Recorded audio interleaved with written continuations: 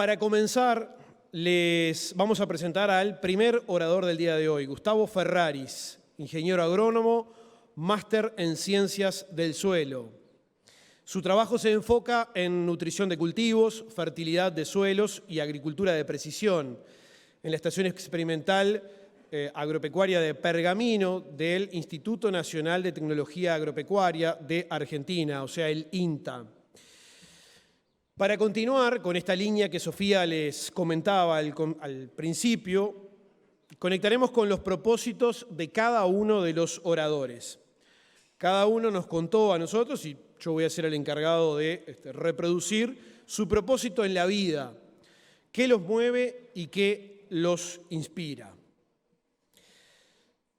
Ya vamos a recibir a Gustavo y mientras tanto les decimos que, ya lo vamos invitando a subir a Gustavo. Gustavo es la cuarta generación de una familia de campo. Su objetivo en la vida profesional fue entrenarse para poder continuar con la tradición familiar. Hoy su objetivo es incorporar a su hijo al proyecto. En lo personal, su aspiración es tener la humildad de que necesito aprender mucho más y ser cada vez mejor persona. Gustavo, por favor, adelante.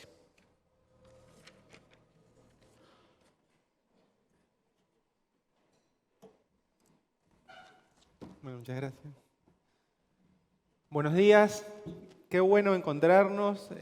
Muchas gracias por venir y en primer lugar quiero felicitar a los amigos de ADP por esta hermosa jornada, agradecerles mucho que me hayan invitado a venir desde Argentina y bueno, también al amigo Pablo, ¿no es cierto?, que me recomendó para poder estar hoy.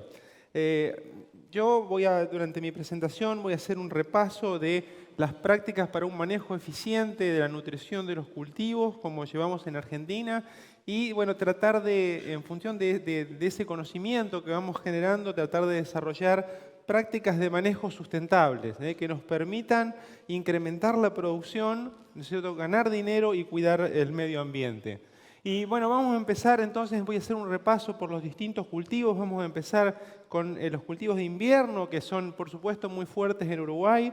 Y digamos, cuando hablamos de cualquier gramínea, el principal elemento, la principal limitante siempre es el nitrógeno. Yo les muestro acá, digamos, un poco las curvas de diagnóstico que nosotros generamos relacionando el rendimiento con la oferta de nitrógeno. Es un modelo que se utiliza, digamos, de manera generalizada en toda Argentina y en la cual a través de numerosos ensayos, como se ve en el gráfico de la derecha, decimos que necesitamos reunir unos 30 unidades de nitrógeno entre suelo y los fertilizantes que agregamos por cada tonelada de rendimiento cosechado. De modo que un ajuste, por ejemplo, a 150 unidades es algo normal con un objetivo de rendimiento de 5 toneladas.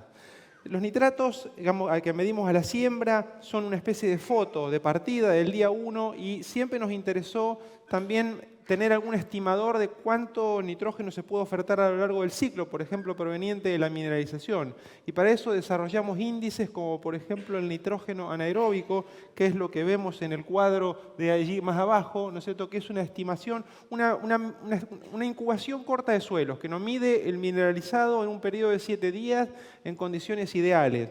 Cuando ese valor alcanza, ese índice NAN alcanza un valor de 50 o más, podemos considerar esa diferencia y ponerla en la curva como si fueran nitratos. Aquí vemos en azul la línea de ajuste para trigo, en rojo para cebada y bueno, básicamente esa es la función inicial que usamos a la siembra para decidir la dosis de nitrógeno a aplicar. Pero, digamos, por supuesto que no nos vamos a ir del lote al momento de la siembra y podemos hacer distintos reajustes a lo largo del ciclo de cultivo.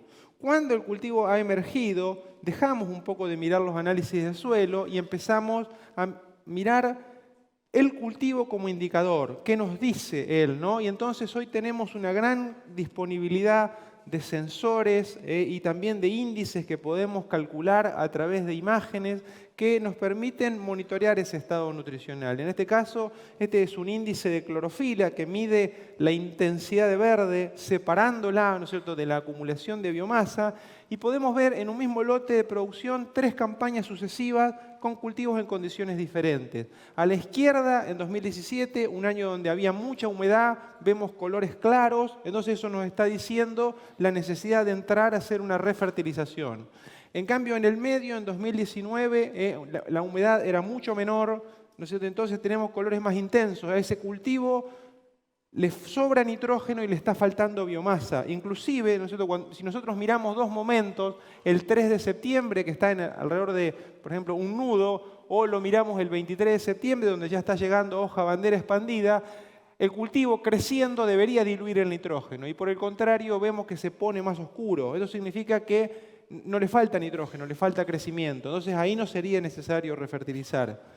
Por último, una imagen del año pasado donde vemos colores claros, pero por otra causa, la pérdida de área foliar como consecuencia de las sucesivas heladas. Entonces eso con el debido, recorrido y conocimiento de campo, podemos ver que ahí está pasando otra cosa. Estamos perdiendo área foliar, pero está pasando otra cosa y no nos haría falta refertilizar. Esta es una metodología muy común que usamos, una franja, ¿no es cierto?, saturada de nitrógeno, una franja saturada de nitrógeno con una alta dosis puesta a la siembra que comparamos con el resto del lote.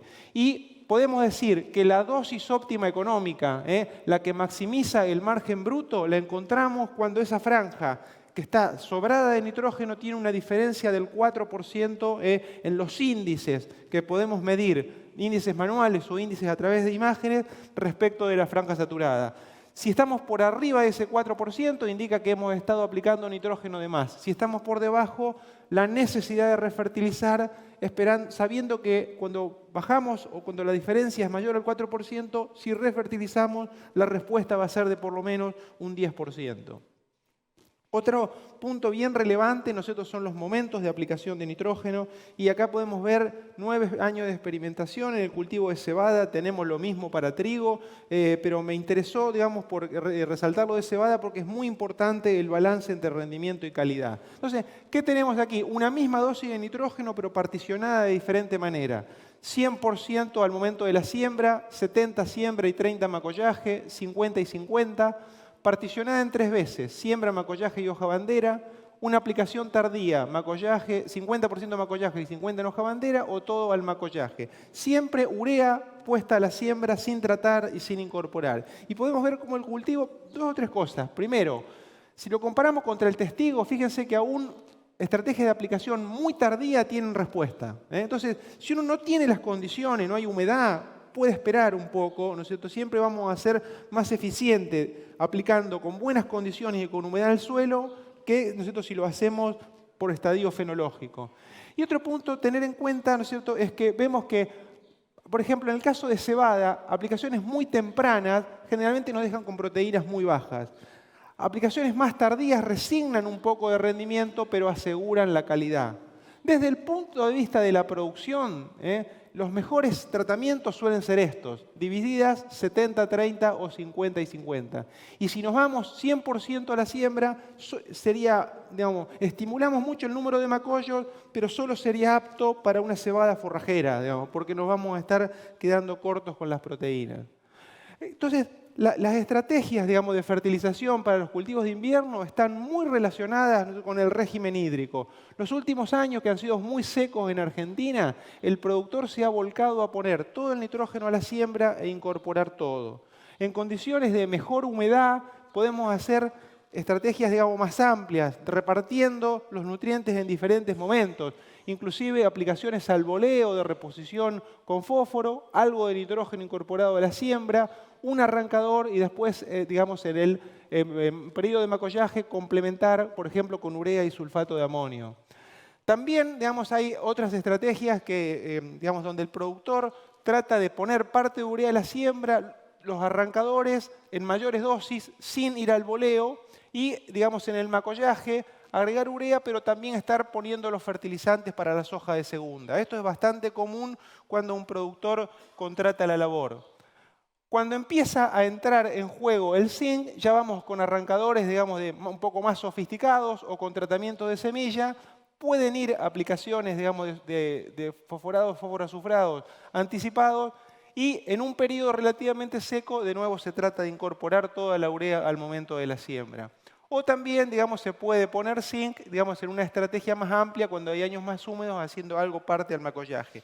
¿Qué quiero decir esto? Que la fertilización de los cultivos no tiene una solución única. Lo importante es tratar de reconocer el ambiente sobre el cual estamos produciendo y adaptarnos a él. Otro de los cultivos, digamos, que en Argentina, incipientemente y un poco imitando al Uruguay, viene creciendo de a poquito superficie, son las crucíferas, ¿no? Y bueno, es un experimento realizado en Brassica carinata, en este caso una especie de colza industrial, que nos muestra que también estos cultivos son muy ávidos en nitrógeno. Muchas veces tienen más respuesta inclusive que el mismo cultivo de trigo. Cuando empezamos a comparar fuentes, acá hay 5 dosis utilizando 4 fuentes distintas: urea, solmix, nitrodoble, ¿no es cierto?, y sulfato de amonio. Y bueno, esto es un experimento de 2 años atrás. Los últimos 4 años han sido muy secos en Argentina y vemos que en estos casos las fuentes nítricas se suelen comportar bastante bien. O sea, requieren un poco menos de agua para estar disponible respecto de las fuentes ureicas. Y como sabemos, bien conocido, que cuando hay azufre acompañando al nitrógeno, las colzas, las crucíferas responden mucho más. Ya acá vamos entrando en los cultivos de verano, ¿no es cierto? Y quizá, digamos, el cultivo más lindo de la historia, que es el maíz. Y acá lo que vemos es con más de 1.200 datos, parcelas apareadas. Lo que estamos viendo aquí es la comparación entre fecha de siembra temprana y tardía. Cada punto representa una parcela con el mismo cultivar, la misma fertilización, en el mismo lugar, solo cambia la fecha de siembra.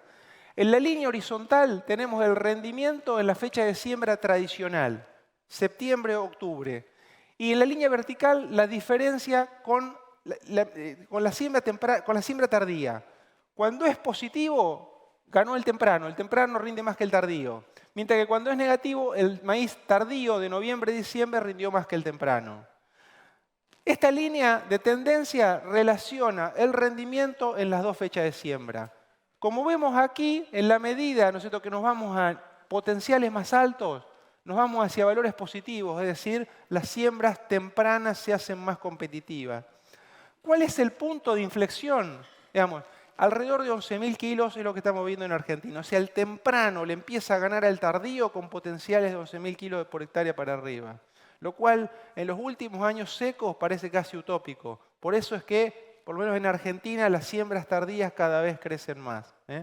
La prolongación del barbecho, la posibilidad de acumular más agua en el suelo y también mayores temperaturas que favorecen, digamos, la mineralización de nutrientes, permite, digamos, esa mejor competitividad.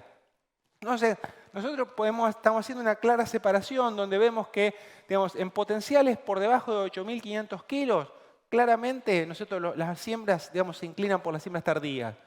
Con potenciales de 12.000 kilos por hectárea hacia arriba, chacras con riego, muy buenos ambientes, con presencia de napas, suelos profundos, bueno, ahí el temprano obviamente tiene más potencial y más facilidad de cosecha. Y en un rango intermedio, entre 8.500 y 12.000 kilos, un poco es la zona de decisión donde pueden ir ambas fechas de siembra en función del pronóstico climático, la cantidad de agua que haya en el suelo y también el nivel de insumos que se quiera poner, digamos, en juego, porque las siembras tempranas siempre requieren de mayor fertilización. Ahora bien, también esa siembra temprana o tardía tiene alguna consecuencia, ¿no es cierto?, en el rendimiento del cultivo que le sigue, que en Argentina es el más común, es la soja. Las siembras tempranas, en promedio, estos son datos, digamos, de los CREA de allá de nuestra zona, medidos en los mismos lotes sobre ensayos de híbridos, donde después se siembra el maíz temprano o tardío, un ensayo de híbrido, y después de arriba de eso se siembra soja y se mide por separado. En promedio, la soja rinde 265 kilos más cuando se siembra sobre maíz temprano respecto de tardío. Obviamente hay más posibilidad de acumulación de agua, hay más lluvia, digamos, entre la madurez fisiológica de ese maíz y la cosecha. Hay un consumo, digamos, más temprano de nutrientes, se desocupa antes del lote, y también los maíces tempranos dejan menos residuos, lo cual facilita la siembra y digamos, posibilita también menores fríos digamos, durante las primeras etapas de crecimiento del trigo. Para tratar de achicar esta diferencia, si se siembra el maíz en forma tardía, hacer barbechos en forma temprana, una adecuada fertilización y alguna remoción que caliente el suelo durante la siembra de soja suele facilitar para achicar las diferencias. Cuanto más restrictivo es el ambiente, más diferencia, ¿no es cierto?, tiene la soja sobre maíz temprano respecto de una soja sobre tardío. Bueno, el método de ajuste para decidir la dosis de nitrógeno es muy parecido que en el caso del trigo, pero en este caso tratamos de reunir unas 15 unidades de nitrógeno por tonelada de rendimiento de maíz que esperamos cosechar. Y también utilizamos el nitrógeno anaeróbico como índice ONAN, como índice de mineralización, y si tiene un valor por arriba de 50, lo sumamos a esta curva, ¿no es cierto?, como un crédito de nitrógeno. Un punto importante también, digamos, trabajamos con sensores, con imágenes, para decidir la refertilización, para ver si a ese cultivo le puede llegar a estar faltando nitrógeno, comparándolo con una franja de referencia. También, en este caso, en el caso del maíz, vemos que es muy parecido, digamos, al trigo, y cuando los valores de esos índices verdes, de esos índices de clorofila, se separan un 4%, entonces nosotros esperamos que si agregamos más nitrógeno, la respuesta va a ser de por lo menos un 10%. ¿Y cuánto es la dosis a aplicar? Para maíces tempranos, nosotros hicimos unas regresiones que nos dicen que tenemos que aplicar 8 unidades de nitrógeno por cada punto de diferencia que hay entre el lote y la franja saturada de nitrógeno. Mientras que en un maíz tardío, donde la mineralización acompaña un poco más, ese valor sería de 6,5. O sea, 6,5 unidades de nitrógeno por cada punto de diferencia en el índice de suficiencia entre la franja saturada y el resto del lote. Un punto muy importante también para entender, ¿no es cierto?, cómo funcionan los cultivos es ver las interacciones, ¿no?, con su manejo. Entonces, por nosotros hemos trabajado mucho, digamos, en los últimos años en experimentos donde comparamos distintos híbridos, ¿no es cierto?, como en este caso el híbrido 1, 2 y 3, en fecha temprana arriba, fecha tardía abajo, y variando diferentes niveles de nitrógeno y distintas densidades. Y si yo tomo como ejemplo lo que es la región pampeana argentina, me atrevo a decir que a nosotros en Argentina nos sobra densidad y nos falta nitrógeno. Muchas veces vemos densidades tan altas como por ejemplo 90.000 plantas que no son fertilizadas adecuadamente y eso hace que, digamos, la competencia entre individuos sea peor, sea mayor, digamos, ¿no? Y entonces en lugar de beneficiar el cultivo lo terminamos perjudicando. Estos son ensayos del último año que fue extremadamente seco, por supuesto, y vemos cómo densidades más tranquilas, como por ejemplo en este caso 50.000 plantas, logran estabilizar los rendimientos, tener respuesta a la fertilización, mientras que densidades mucho más altas, ¿no es cierto?, estresaban completamente el cultivo. Por supuesto que todo eso depende totalmente del ambiente, depende del año climático, depende mucho también del cultivar. Distintos cultivares tienen densidades óptimas y niveles de nitrógeno diferentes, ¿no es cierto? Entonces es muy interesante, creo que meterse en esa interacción y es la base, ¿no es cierto?, del manejo por ambiente. Entonces es muy importante que ustedes generen información local, digamos, sobre estas combinaciones para cada uno de los híbridos que están sembrando. Otro punto que nos interesa y es motivo también de preocupación es el tema de las pérdidas ambientales de nitrógeno. Cuando nosotros agregamos determinadas fuentes, como por ejemplo una urea sin incorporar, podemos llegar a tener pérdidas. Esas pérdidas van a depender del tipo de fertilizante que uso, del ambiente climático que siga después de la aplicación y de determinadas condiciones del suelo. Cuanto mayor es la dosis de nitrógeno que estoy aplicando, mayores son las pérdidas. Fíjense, nosotros acá construimos estas dos líneas de regresión. Cuando estamos usando una dosis de entre 50 y 60 unidades de nitrógeno, 100, 120 kilos de urea, las pérdidas aumentan en función de la temperatura, a razón de 50 gramos de nitrógeno por hectárea y por día, por cada grado centígrado por arriba de esta temperatura base, sobre la cual empieza a haber pérdida. Pero fíjense que si aplicamos una dosis llena, todo el nitrógeno junto, esta pendiente es mucho mayor. Nos podemos ir a 200 gramos de nitrógeno por hectárea y por día por arriba de esa temperatura base. Pero tener en cuenta que en el invierno, con temperaturas, por ejemplo, por debajo de esos 10 o 11 grados, no van a ser importantes. En la primavera, en un maíz temprano, podemos tener pérdidas más significativas, y si nos vamos a un maíz tardío, en diciembre, enero, podemos tener pérdidas realmente, ¿no es cierto?, de una dimensión muy grande. ¿Cuánto hemos medido, ¿no es cierto?, cuando, por ejemplo, aplicamos urea sin incorporar y pasan 20 días sin una lluvia? Bueno, en los maíces tempranos, pérdidas del orden del 10 al 20%, en los tardíos entre el 20 al 40%. No podemos perder tanto, es digamos, un perjuicio económico, ¿no es cierto?, y también un perjuicio ambiental.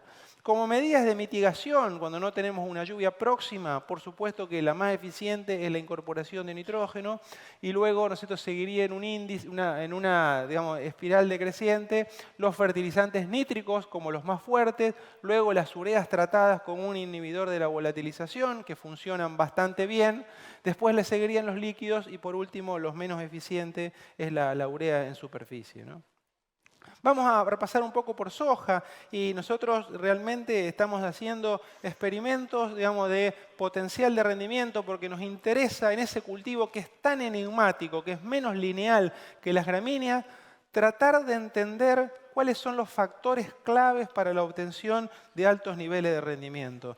Entonces, a través de parcelas experimentales tratamos de generar, digamos, situaciones de alta productividad, ¿no? En algunos años no ha ido muy bien, como el 21-22, donde llegamos a tener parcelas de más de 7.000 kilos, y otros muy mal, como el año pasado, donde la soja, digamos, como en toda Argentina prácticamente, fue un desastre. Y sobre esa parcela le vamos sacando tecnologías y vemos cuánto aumenta y cuánto baja el rendimiento, ¿eh?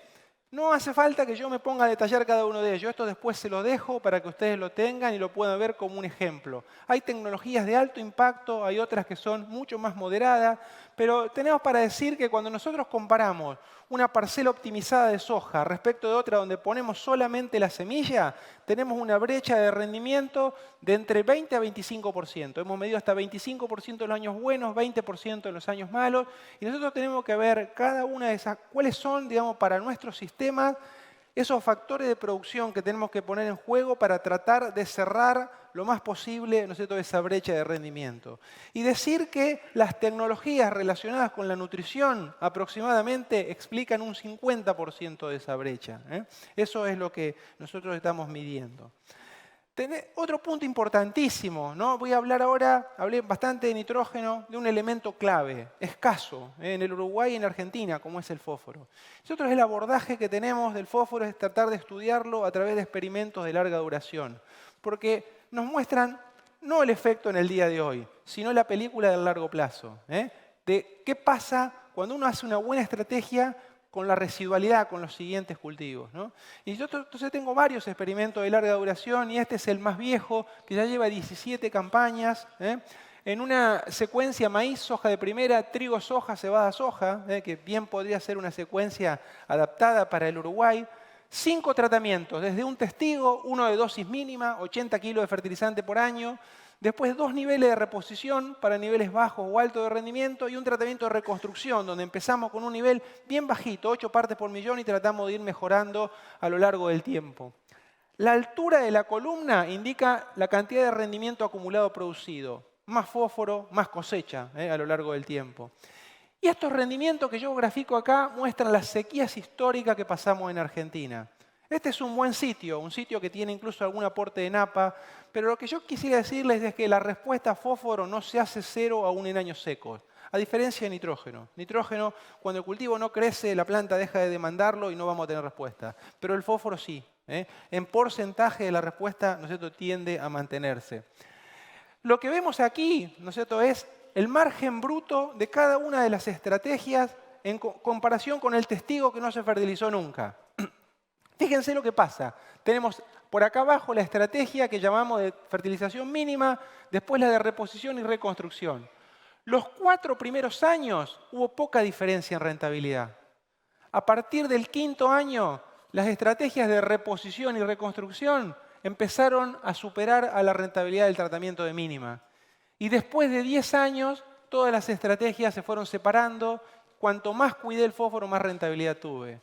¿Qué quiere decir esto? Que, digamos, los esquemas de reposición de fósforo se recomiendan porque a largo plazo, a mediano plazo, es lo más rentable. Pero eso no lo voy a ver en el primer año, ¿no? Entonces, en estrategias cortoplacistas, en a veces campos arrendados por un año, se complica, ¿no es cierto?, ver esa rentabilidad. Pero a mediano plazo es lo más rentable, ¿no es cierto? Entonces, cuando uno puede encadenar esa secuencia de buenas fertilizaciones, realmente está asegurando y está comprando, ¿no es cierto?, rentabilidad futura. Esto que vemos acá, de ese mismo experimento de larga duración, es el porcentaje de fósforo recuperado en el primer año. Cuando nosotros agregamos el fertilizante, ¿cuánto recuperamos? Y está hecho con aplicaciones de fósforo en cobertura total, al voleo. Porque en ese ensayo aplicamos el fósforo al voleo para poder medir la evolución a lo largo del tiempo. Si lo ponemos en línea sería muy difícil medirlo. Las distintas campañas va variando. Fíjense que los años muy secos se disminuye la absorción, pero yo quiero, digamos, centrarme sobre todo en este cuadro. Fíjense, un trigo o cebada recupera un 36% del fósforo que le aplicamos en el primer año y la soja de segunda un 30% restante. Un maíz un 56% y una soja de primera un 34%. Esto no tiene ningún secreto. Cuanto más tiempo tengo raíces creciendo, mayor recuperación de los fertilizantes tengo, ¿no? Entonces, secuencias más intensivas son más eficientes en la recuperación de los nutrientes. Entonces, uno se hace una pregunta también. Todo el fertilizante que pusimos la campaña pasada y producto de la sequía no lo pudimos absorber. ¿Cómo es la forma más eficiente de recuperarlo? Intensificando las rotaciones. Vamos a acelerar la recuperación cuanto más cultivos hagamos y cuanto más porcentaje del tiempo tengamos la superficie ocupada con plantas. Finalmente, y para fertilizar, se ve que estoy llegando bárbaro con el tiempo, digamos, uno de los temores que tenía. A modo de resumen, me gustaría mostrarles este otro experimento que venimos ya conduciendo hace 12 campañas, donde combinamos los grupos de madurez más sembrados en nuestra región, que van desde el 3 corto hasta el 5 corto, con diferentes tratamientos de fertilización. Un testigo que no se fertiliza, fertilizado con fósforo, fósforo más azufre y fósforo, azufre y micronutrientes. Varias cosas para ver. En primer lugar, fósforo se lleva el 70% de la respuesta. El más importante. Yo estoy seguro que en Uruguay pasa lo mismo. El 70% de la respuesta a soja, fertilización, se explica por fósforo, ¿no? Hay grupos que son más adaptados que otros y rinden más a lo largo del tiempo. Pero lo que más me interesa es este análisis estadístico que tengo acá, que me evalúa a lo largo de 12 años la interacción entre grupo de madurez y fertilización. Y yo lo que quiero ver es cuáles son las combinaciones que me permiten ubicarme en el grupo estadístico superior. Porque eso es lo que a mí me va a dar estabilidad en altos rendimientos. Y nosotros llegamos a la conclusión de que tenemos que sembrar grupo 4 y fertilizar por lo menos con fósforo y azufre, porque eso es lo que nos coloca en una estabilidad en altos rendimientos. Si yo siembro una variedad de un grupo diferente, como por ejemplo un grupo 3, que es un grupo muy corto, o un grupo 5, que para nosotros es muy largo, por más que fertilice de igual manera, ya no voy a estar en el grupo superior, voy a estar en el tercer grupo, porque son variedades menos adaptadas, a una le falta biomasa, a la otra le falta índice de cosecha, y ya no van a aprovechar lo mismo. La variedad más adaptada a su lugar es la que más le va a responder a la fertilización. Y una fertilización completa con fósforo, azufre y en algunos casos también el agregado de micronutrientes nos va a permitir aprovechar al máximo el potencial genético que estamos utilizando. Bueno, con esto les agradezco nuevamente. Muchas gracias por escucharme.